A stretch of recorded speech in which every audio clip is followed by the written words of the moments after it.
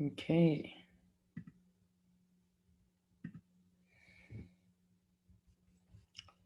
Alrighty, so hopefully everyone can hear me. Perfect. Great, we're gonna get started then. Great, yeah, so hopefully everyone can hear me. Session number 10. Thanks so much, guys, for stopping by. I appreciate it as always.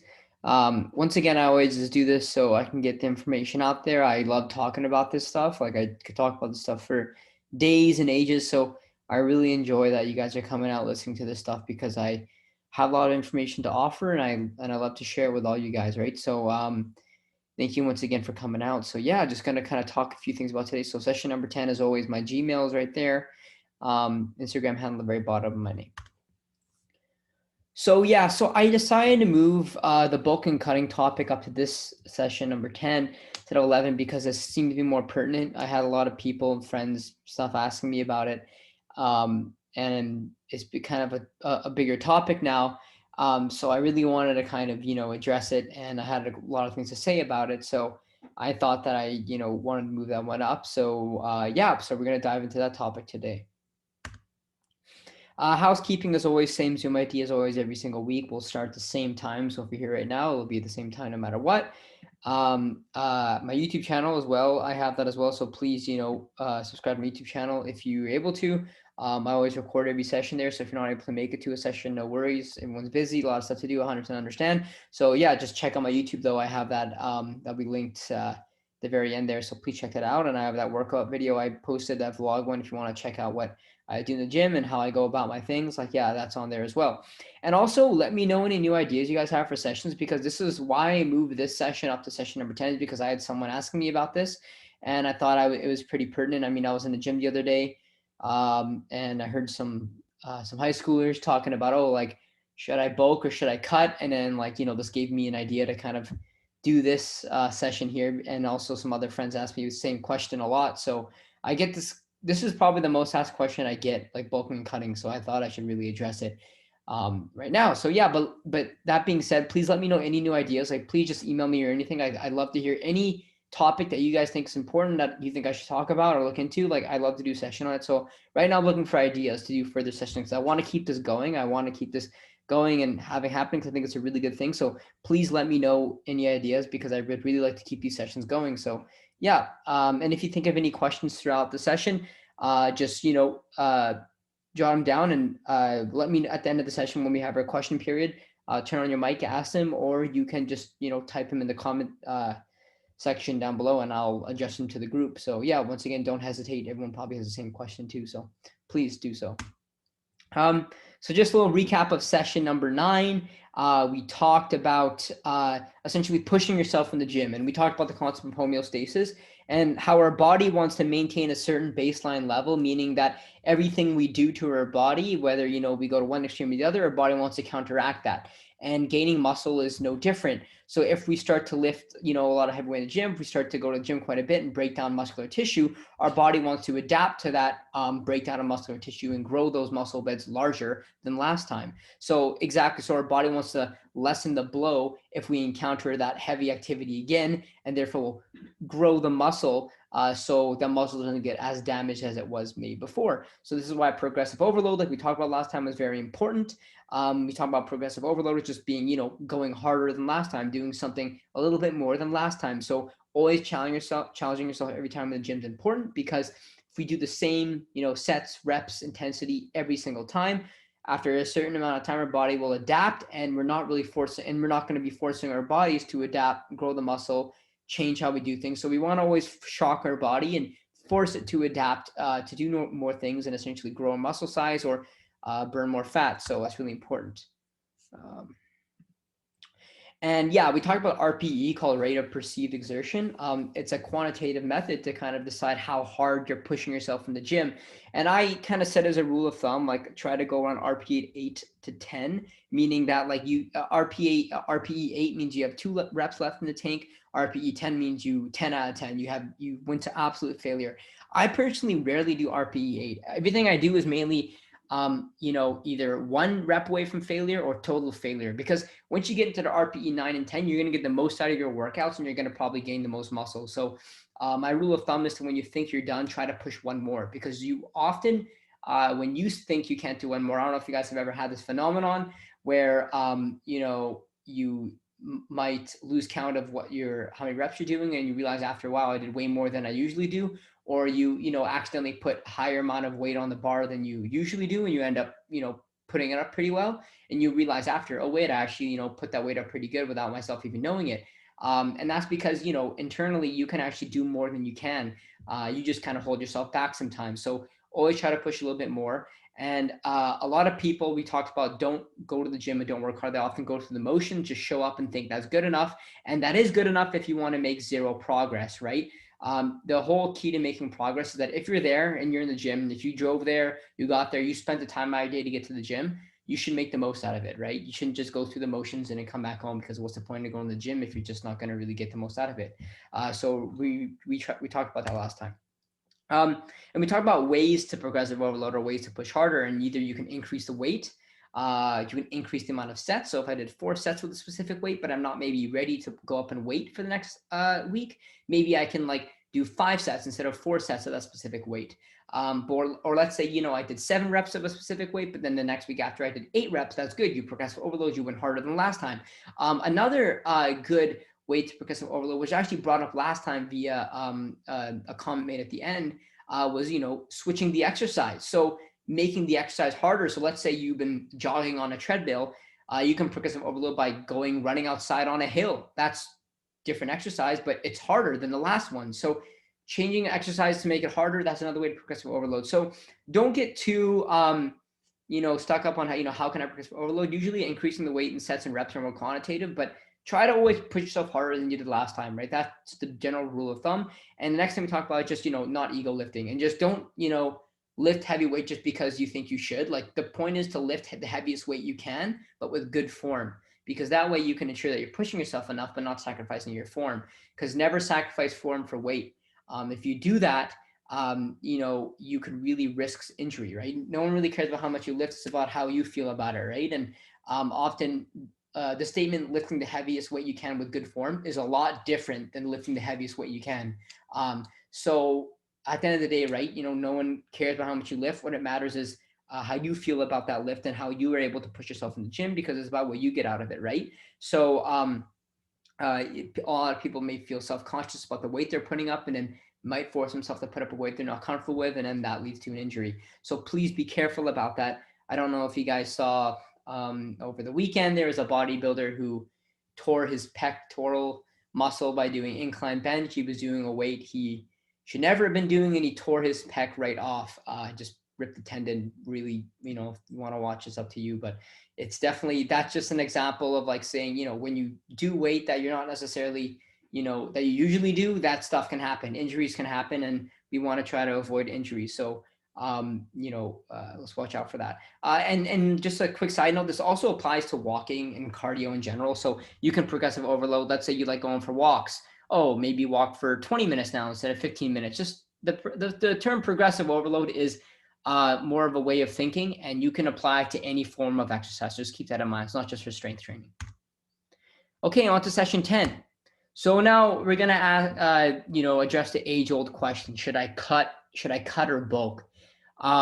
This question has been asked forever, and I know we've all heard the question: you got to eat big to get big. If someone says, "Oh, I want to gain more muscle," what's the first thing they probably hear? Oh, then eat more food. But is that really good recommendation? Is that real? And we're going to talk about the best way to go about that. So recall calories in, calories out, right? How if you eat more calories than your maintenance level, you'll gain weight. And if you eat, below your maintenance, you'll lose weight. And how to calculate your maintenance calories is mainly through trial and error, but it's essentially the amount of calories you need to consume to maintain your current weight. And the current weight you want to maintain could be up to you, but usually you take your body weight in pounds times 15. That will usually be your maintenance calories, how many calories you'll usually need to eat to maintain your weight. But you can kind of trial and error. You could try this, approximation and weigh yourself every morning after you go to the bathroom, and then on an empty stomach, and then see how your weight's changing. If you're stable, then congrats, you're at your maintenance. If you're going down, eat a bit more till it's stable. And if you're gaining weight, then you got to eat a bit less. But your maintenance calories is like your baseline, right? If you go above that, you'll gain weight. If you go below that, you'll lose weight and cut. So that maintenance calories is that main like zero baseline level, right? And like I said, if you blow that, you're going to lose weight. But often, we got to ask, so what is the composition of the weight we gain when we eat above maintenance, though? So what is essentially the composition of that weight? So what it'll be, the composition of that weight will be muscle, fat, water, and glycogen, those four things, right? And not necessarily in order. Usually when we gain body weight, it'll be in the form of water and glycogen first. Glycogen, as we know, is the storage unit for carbohydrates, and that will carry some weight with it, because as we eat more, we incidentally eat more carbohydrates, and as we store more carbohydrates, we store more glycogen, and glycogen carries weight with it, because glycogen also holds a lot of water with it. It's like a sponge for water through a process called osmosis. But basically, glycogen and water are going to be so let's say you start bulking all of a sudden, the first week, most of the weight you're going to be gaining is just water and glycogen. And then over time, fat will start to set in. So fat, you don't gain fat right away. It takes, you have to be in a 3,500 calorie excess above maintenance to gain 1 pound of fat. So just as losing fat takes time, gaining fat also takes time. I know it sometimes feels the other way around. I know sometimes people feel like, oh, I can gain fat like this and I can, lose fat takes forever. Well, that's just because it's easier to eat more than eat less, right? Just generally is. But usually when you gain weight, you'll gain the water, glycogen first, and then the fat and muscle will, then you'll gain the fat, and then the muscle is probably last. So just to keep that in mind, the composition. So when you see the weight scale go up, those are the four kind of telltale things that are making that scale go up. And I just a little typo here. I meant, what is the composition of the weight loss we see when we eat below maintenance? Sorry about that. So I meant to say, what's the composition of the weight we lose when we eat below that maintenance? So once again, muscle. So we can lose muscle when we eat below maintenance. We can lose fat, water, and glycogen. So keep in mind there here, right? So I said muscle, fat, water, and glycogen. So that means that you can lose muscle when you cut, lose fat when you cut, lose water and glycogen. So keep this in mind as well. Like, that's why sometimes when you like eat like a cheat meal or something, if you have a lot of food in one day, I've seen my weight go up upwards of 45 pounds in one day, but that's not because of fat. It's just because of water, because you've had a lot of food, and then it goes away. You lose the water in like a day or two. So just keep that in mind. Like, it's not fat. You're not going to gain fat at first. It'll may just be water and glycogen. But how about muscle? So you can gain muscle in a cut and a bulk. Keep this in mind. This is the biggest thing I'm talking about today. Just because you're cutting doesn't mean you can't gain muscle. Okay. So the reason why is how to gain muscle in a cut is a couple of reasons here. One, don't eat too much in a deficit. So if you eat too much in a deficit, if you eat too little, you can run the risk of losing muscle. If you consistently go to the gym, you can gain sufficient muscle in the cut, because if you're creating a stimulus for muscle growth, then you're able to build muscle. If you're telling your body, hey, keep my muscles primed, you're going to be able to gain muscle. Also, do not diet or cut for too long. So if you for months and months of dieting, then you're going to run the risk of losing muscle. And also eat more protein than usual. So usually the recommendations we have talked about is eating 0.28 grams of protein per body weight for the average person. So let's say you're a 180-pound male, 80% of that is 144 grams. So usually regularly you want to eat 144 grams of protein. Like, you want to eat usually around that level or even above that. But if you're cutting, you want to eat even more protein than that. So maybe a gram of protein per body weight in pounds, or even 1.2 grams of body weight, 1.2 grams of protein per body weight in pounds. So that means usually bump it up to either 180 grams of protein because you're a 180-pound person, or 216 grams of protein. So eating more protein than you usually would need to, because you're in a deficit of calories, so you probably need to maintain that muscle, but you can still gain muscle in a cut. So likewise, you can gain muscle in a bulk, but you can gain muscle in a cut. So just keep that in mind. They're not like mutually exclusive.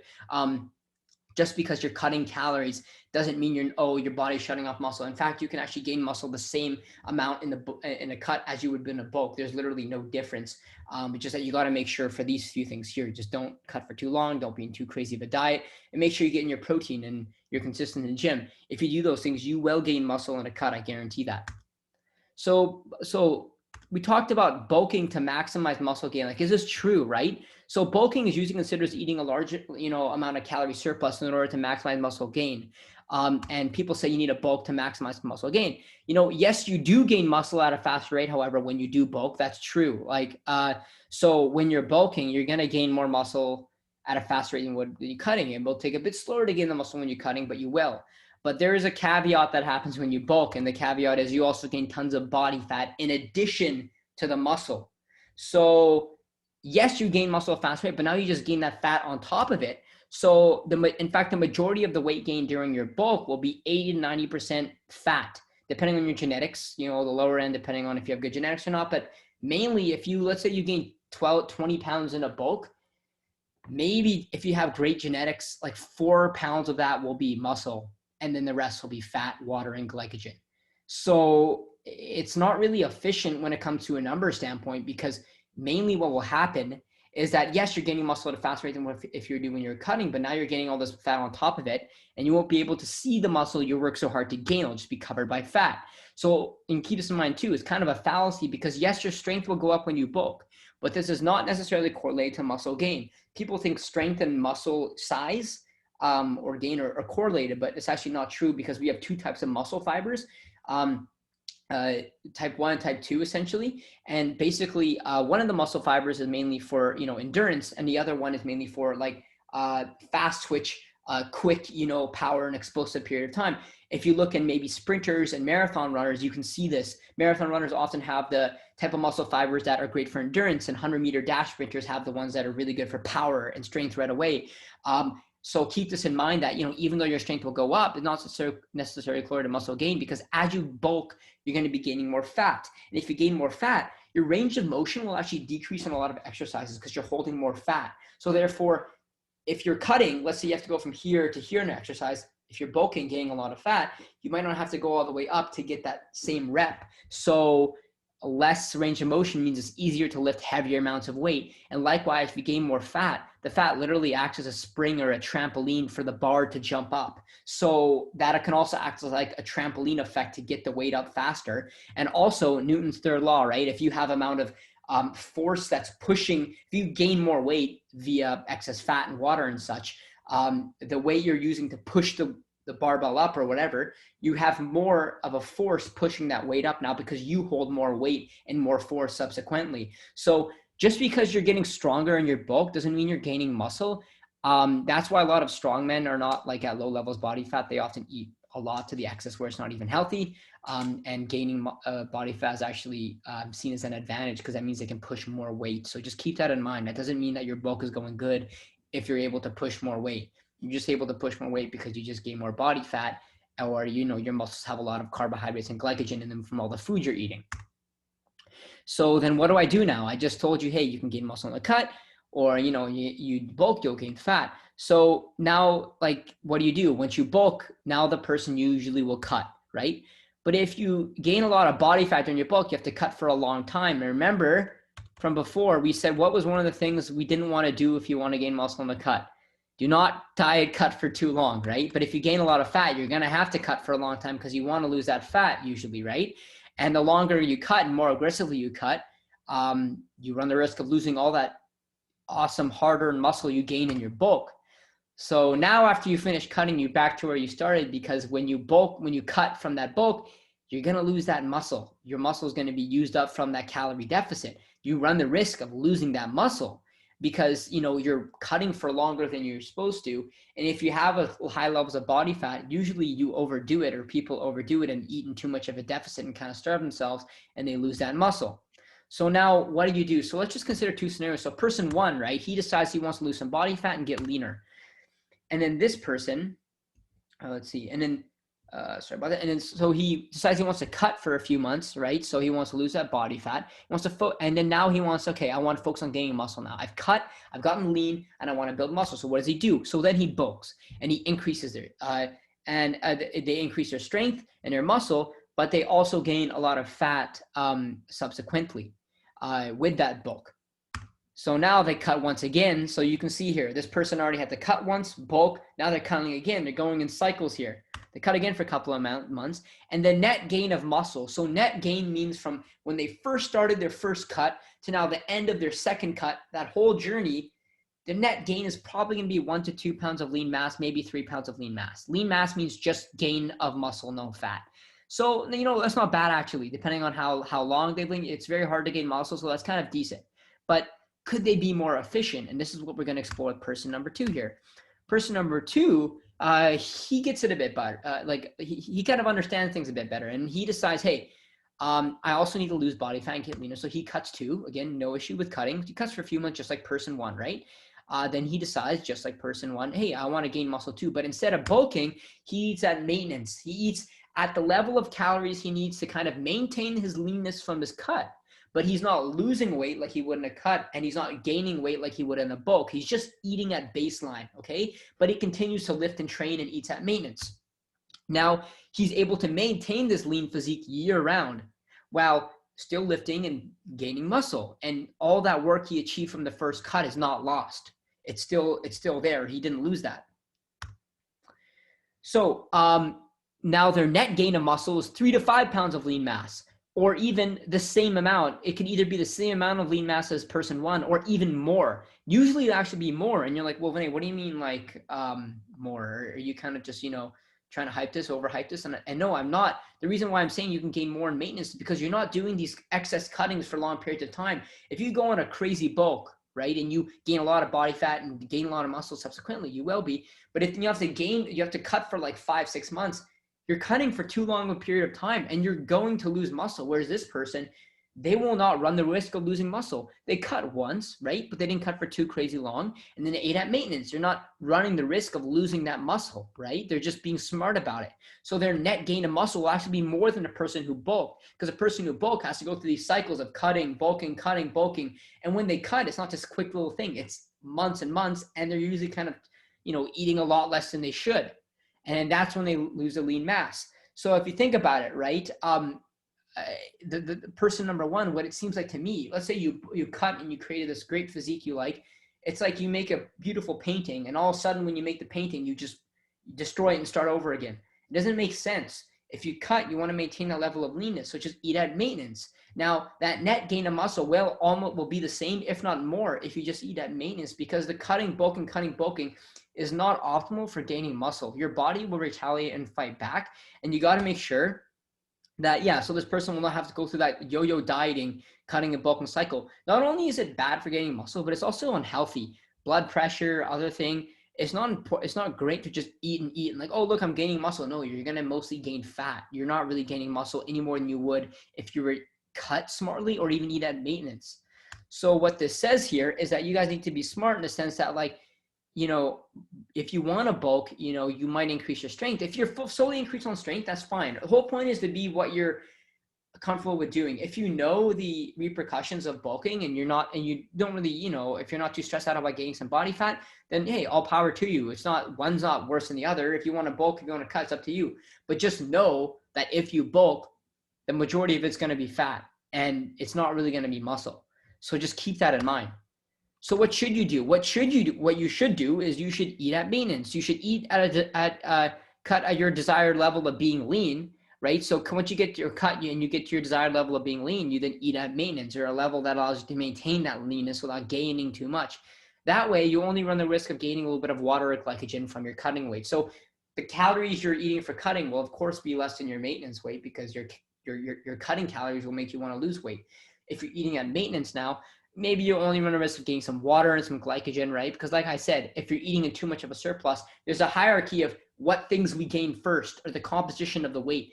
When we eat in a calorie surplus, we first gain a little bit of water, a little bit of glycogen, and then the fat comes a bit later, right? But if you eat at maintenance, you only run the risk of maybe getting a little bit of water. You won't maybe be as and you'll maintain the amount of leanness you had in your cut while, not sacrificing muscle loss. So isn't this great? You get to maintain that leanness while, gaining muscle. It's really the best way to do it. Now, people talk about lean bulking. I don't know if you've heard about this, lean bulking. Some people say dirty bulk. Dirty bulk is, oh, I'm going to have McDonald's and eat so many calories every day and just binge, and I'm cultivating mass, man. I'm going to get big. I'm just going to eat everything in sight. That's dirty bulk. Lean bulking is being more intuitive and not eating in too much of a surplus, but eating in a little bit more of a surplus, maybe like 100, 200 calorie surplus. Yes, it is better than a classic bulk, but like I said, you're still eating in a surplus and you're still going to gain fat. So there is really no such thing as a lean bulk, because even though you're eating less than you would do in like a regular bulk, you're still gaining fat, albeit not as much. But the whole point is, right, like why, lean bulk. How I would do it essentially, if you want to bulk, right, the best way to bulk, I'll tell you a story. I mean, at Western Strength and Power Club, which I was a part of in undergrad, there is an individual who wanted to bulk, but he was so specific about his bulk that he ate at an excess of, get this, 17 calories for his bulk, right? And after months and watching this guy, he didn't gain much fat, but I mean, he gained strength, right? But what I'm trying to say is that obviously that's crazy. Like 17 to the 17th calorie is like so minute. It's so hard to calculate that. But the whole point is that if you're trying to bulk, that's the extent of calories you need to eat above your maintenance to not run the risk of gaining fat. If you really want to bulk and eat more, I mean, I wouldn't go more than 50 calories above maintenance, but honestly, you have no reason to bulk, because like I said, if you're going to bulk, you're mainly just going to gain fat. You're not really going to gain large amounts of muscle just because you're bulking. If you're eating at maintenance, take things slow, right? Take things slow and steady, right? You're not going to go from here to here in one day. People like to see fast changes. People are impatient. I have to admit, you get impatient when you want to see results. And when you bulk, you see the scale go up quick, you see your lifts go up quick, and you're like, wow, this is exactly what I want to see. But you're not gaining muscle. Like I said, it's fast validation. When you bulk, you see the numbers go up, but what's behind those numbers is really not much, just a bunch of water, fat, and glycogen. So that's the truth of bulking. And a lot of people are talking about it more and more, and eating at maintenance is not only better for, lifting and nothing, but it's good for your health. Your heart doesn't like this excess of calories, hypertension, high cholesterol, high blood sugars. This is not good for a young person to be eating this much all the time. So just keep this in mind that it's not the best way to go when you should be eating at a regulated level. So now just talking about the recipe of the week. So pretty simple little food recipe here, but it's really awesome. I thought I should bring it up. So I made these fish that shrimp soft tortillas. I usually grab corn tortillas. Don't grab flour ones, because flour ones are usually higher in calories. Corn ones are usually lower in calories and better to have with your meals. And then for protein source, shrimp or cod. Shrimp and cod are actually really low in calories and high in protein. So get your fish in there, especially things like salmon and stuff, because omega-3 fatty acids. I take some fish oil pills every morning, with my breakfast. But if you eat good amount of fish, that helps your heart, helps your blood circulation. You should really make sure to get those healthy fats from fish. And not only are they healthy fats, but they're really low in calorie and high in protein. So if you're looking to optimize your, protein efficiency, picking up some shrimp and cod or any sorts of fish at the grocery store is really a good idea. So just keep that in mind. And then season that fish, of course. Make sure it's kind of 0 calorie seasoning or low calorically seasoning. You don't want to do this really heavy calorie seasoning because it's going to ruin it. Then salsa. Salsa is very low in calories. Keep that in mind. It's a really good sauce to put on. It's better than things like ranch and other stuff like that, where it's just so high in calories. But just, salsa is great. So keep that in mind. And then some low fat shredded cheese, some reduced fat cheese, put that on there. And that's a really quick meal. You can meal prep easy. It's super quick. It's just high in protein, filling, can prep it quickly if you got to do work, or if you got to get to work to put in Tupperware. So just something that I thought of and I usually eat. It's not anything crazy or mind blowing or creative, but it's just something that I think you guys should look into, because I eat this a lot all the time. So definitely check it out. Great. So that's the kind of session here today. Thank you so much for kind of stopping by and, taking a sec to kind of see what I wanted to talk about and, get an idea about bulking and cutting. Because like I said, this was an issue that I wanted to really address and wanted to get the word out there and the verdict out there for why bulking shouldn't really be done, or it's not necessary. So thank you so much. And just to keep you in mind, there is no session next week. I'll keep you posted about the next session after that, but next week there is no session. Just keep that in mind. But it always is the same Zoom link. Session 11 will be, I'll let you guys know about that. Check your emails, keep posted about that. But in the meantime, please email me with any ideas you have for further sessions, because I want to I want to basically do things that you guys are interested in. So just please, and my YouTube channel is right there. Here you go. Is plant? Oh, here's a question. Great. So just any questions you guys want, just send them over right now. So here's the first question: is plant-based protein or animal protein more beneficial? So this is a really good topic because now plant-based eating is now really gaining traction because I know of the Netflix show. I forgot what it was called. I forgot what it was called, but Game Changers, something like that. But basically, protein is protein, okay? However, if you are vegetarian, um, essentially, you can get protein from a number of great sources. So Greek yogurt is an amazing source of protein if you're vegetarian. Likewise, beans, beans are also great for protein. Protein powders, protein bars, though that kind of supplementation. I'm trying to think of other like non-meat sources of protein that are great. Egg whites, of course, like if depending on how strict you are with your vegetarian, like egg whites, eggs, amazing. So stick to those if you're vegetarian, but there is really no difference in plant-based or animal-based protein. The difference with animal-based protein is you also get maybe the fats that you wouldn't with like plant-based protein, but it's really up to you and your goals. If you're more into lifting weight and bodybuilding and muscle, then I would stick to animal-based protein. But if that's not really a focus of your training, then any sort of protein that you feel comfortable with eating, go with that. But there's many plant-based options. But I would definitely still have protein in your diet, but not to the extent that maybe someone who'd want to maybe gain muscle would. So if you want to have a little bit of muscle, a little bit of protein in your diet, there really is no difference between animal-based or plant-based protein. Just depends if you like meat or not, basically. So yeah, that's a great question. Okay, no equipment workouts. Yeah, I can definitely do a session on no equipment workouts, and that's actually really good.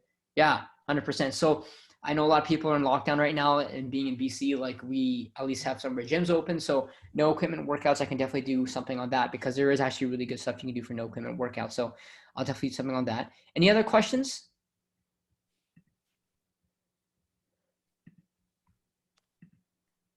No questions? Oh, here's one more. Improve posture. So what do you specifically, do you mean a posture while you're lifting essentially? Like stretch? Okay, so do you mean like posture like when you're lifting essentially and maybe mobility movements, that kind of thing?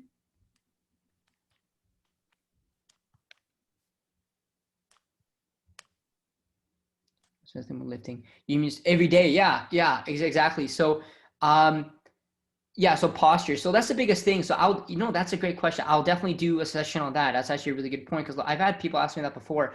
The thing about posture is usually like, standing upright, that kind of thing. It usually comes from strength of your posterior chain and your lower back strength. And also essentially, not enough people do this. And sometimes like football players do this quite a bit.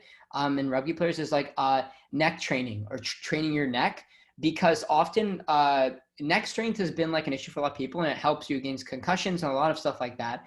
But improving things of your lower back strength and your neck strength and also how you do things like rows, bent over rows and stuff in the gym, depending on how you hold yourself in the gym and how you do those movements, that can transfer to your posture. But that's a little intro on it, but I don't want to give away too much for our next session. I think I really want to start something on that. So thank you for that. I'll definitely do a session on that. Best time of day to eat. Yeah, that's definitely. So yeah, here question. Yeah. Is it bad to eat too late at night? And I would say no, man. Don't just keep it simple. Keep your calories for a day as a bank, as like, as a budget. So like realistically, like let's say you have like 2,000 calorie budget. How I know everyone's busy during the day, so don't think, oh, if I eat at night before I go to bed, I'm going to gain fat and whatever. No, it's calories in, calories out at the end of the day. The time of day you eat really doesn't matter at all. So just don't worry about that. It's overcomplicating it. So just make sure that you're eating the desired calories you want and then go from there. So not really, no. So it's not bad to eat too late at night. Just make sure you're not eating like bad stuff late at night, like the pizza and all that stuff, because that's usually the late night food that comes out. And yeah, best times to sleep too. I can do that as well because sleep is a very, very, very important part of gaining muscle, training, life, health, fitness. Sleep is very important. So yeah, I can definitely do something on that too. This is good. Yeah, great. Best time to sleep, opinion on naps and fitness. Yeah. Yeah, I love taking naps. Like naps is awesome. Like during the day, if you can, like around 20 minutes, that's a great power nap. You can do those things to kind of energize yourself. So yeah, these are great suggestions. Like this is exactly what I need. Like, please let me know. Also email me if you want to as well, or text me or whatever, if you have my information. So yeah, great. Great. So thank you guys so much. I really appreciate it. Yeah, have a good rest of your day, guys. Oh, salad recipes too. I'll do that as well. Thank you. Oh, are you, someone asked about salad recipes. Yeah, salad recipes, you can take, okay, take spinach, iceberg lettuce, or you can take romaine or butter lettuce, any type of lettuces you want because low in calories. And what I would do is take that up, right? Mix that up and get like 0-calorie ranch dressing. They usually have it at like Popeyes or something. There's like, I believe it's a Popeyes in London, Ontario. And then, or you can get really low calorie dressing like balsamic or Greek dressing. I believe those are the lowest calorie ones. I like to say, but go into the definitely, or what I would do is I would just take the 0-calorie ranch, or I just take sriracha or hot sauce because that would be a great substitute. Put some chicken or protein or fish, or whatever, chicken on top of the salad with some hot sauce, and that's a great like little salad meal, low in calories, high in protein. Awesome. So thank you so much, guys. Have a good rest of your night.